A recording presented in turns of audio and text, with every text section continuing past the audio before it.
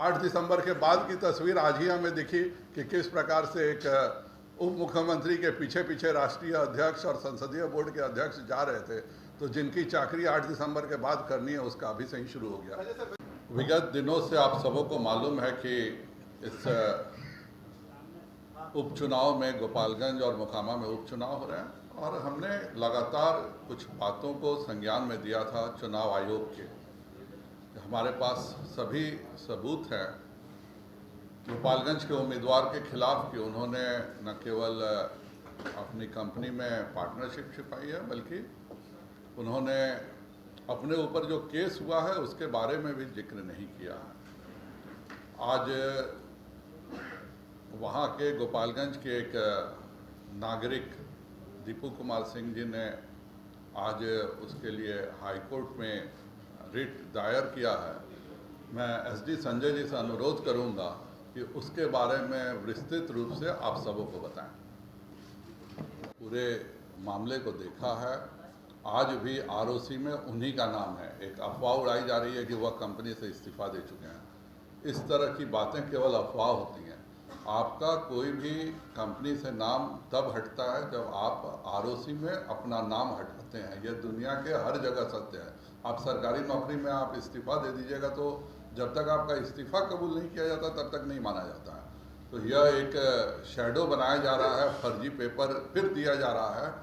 आज भी आरओसी में उन्हीं का नाम है, आज भी डायरेक्टर के डिन में उन्हीं का नाम है।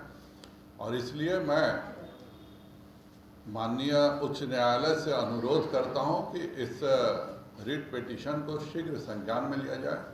बिहार के 3.5 लाख नागरिक शराब पीने के आरोप में जेल में बंद हो चुके हैं और जिस प्रदेश में 3.5 लाख नागरिक जेल में बंद हुए हों, उस प्रदेश के ही मुख्यमंत्री जिसने यह कानून बनाया, उसके गठबंधन से एक ऐसा व्यक्ति चुनाव लड़ता है जो कि शराब के फर्जी व्यवसाय में, आबकारी चोरी में संलग्न है।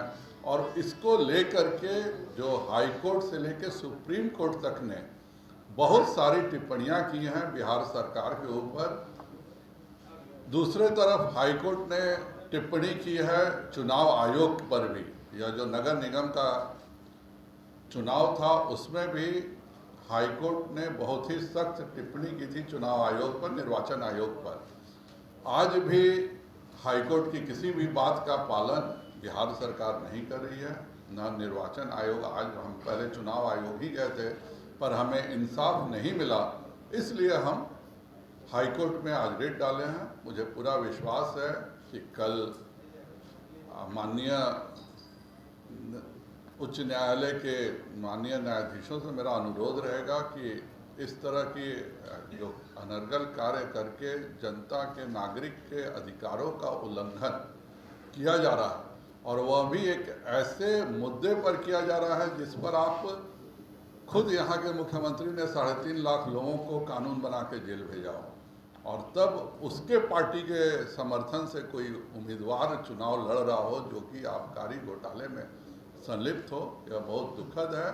मुझे पूरा विश्वास है कि कल हाईकोर्ट अवश्य इस पर संज्ञान लेगा, तुरंत इस पर बहस होनी चाहिए जिससे कि गोपालगंज के नागरिकों के अधिकार में किसी प्रकार की तकलीफ नहीं आए।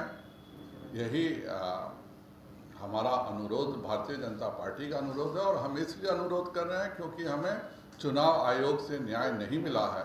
इसलिए मुझे पूरा विश्वास है कि हाईकोर्ट इस पर जरूर संज्ञान लेकर तुरंत ही इस पर बहस करा के, सारे सबूत हमारे पास उपलब्ध हैं, हम उसको हाईकोर्ट को देंगे।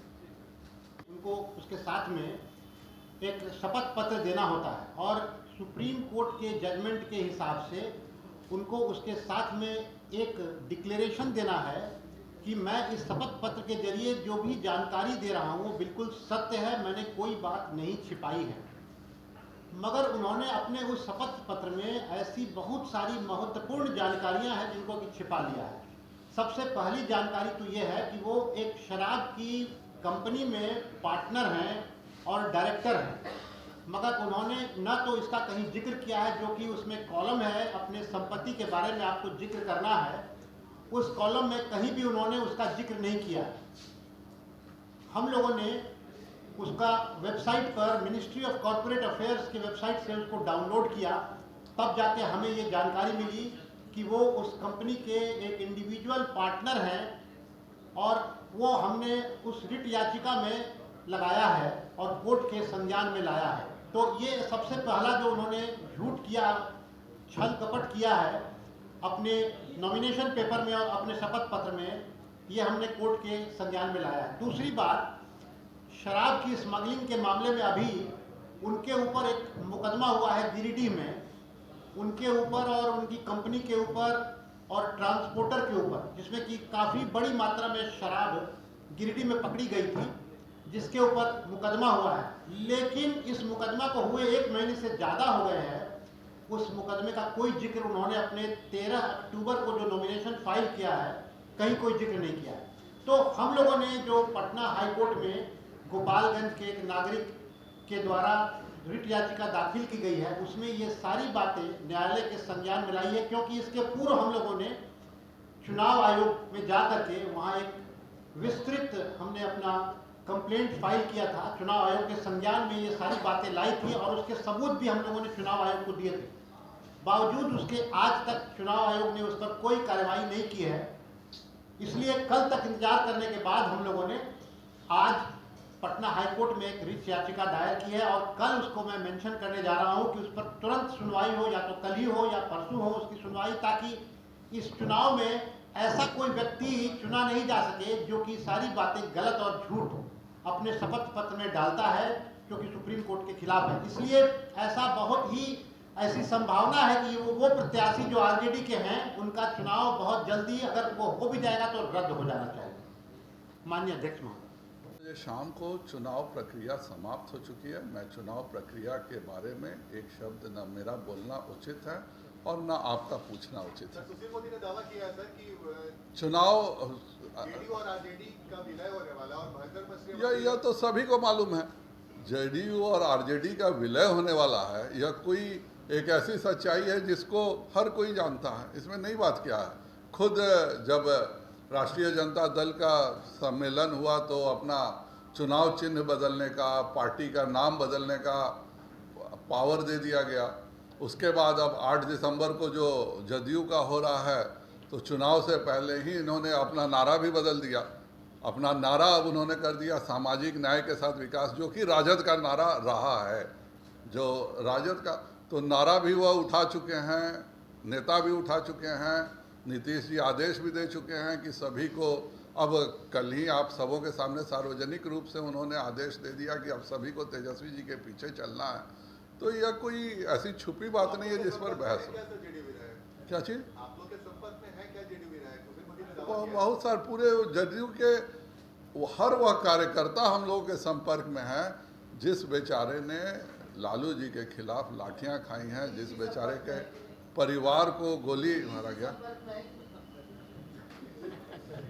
एक कबड्डी का खेल होता है, उसी जिसमें कि एक प्लेयर एकदम लाइन पर खड़ा रहता है और हमेशा धमकाते रहता है कि अब हमको खेलने दो, और नहीं तो हम 2 लाइन क्रॉस कर जाएंगे, तुम आउट हो जाओगे। तो कुछ राजनीतिक में कुछ ऐसे लोग हैं जो हमेशा लाइन पर खड़े रहते हैं, जिसके अपने ही टीम को धमकाते रहते हैं कि अगर कोई दूसरा लीड किया तो मैं भी पार कर जाऊंगा, पूरी टीम ही आउट हो जाएगी। 5 बजे शाम को सारा चुनाव प्रचार बंद हो चुका है। अगर किसी ने भी, मुख्यमंत्री का भी अगर कोई प्रचार हो रहा है या किसी का भी प्रचार हो रहा है, तो निश्चित रूप से चुनाव आयोग को संज्ञान लेकर के, चाहे वह मुख्यमंत्री ही क्यों ना हो, उस पर कार्रवाई होनी चाहिए।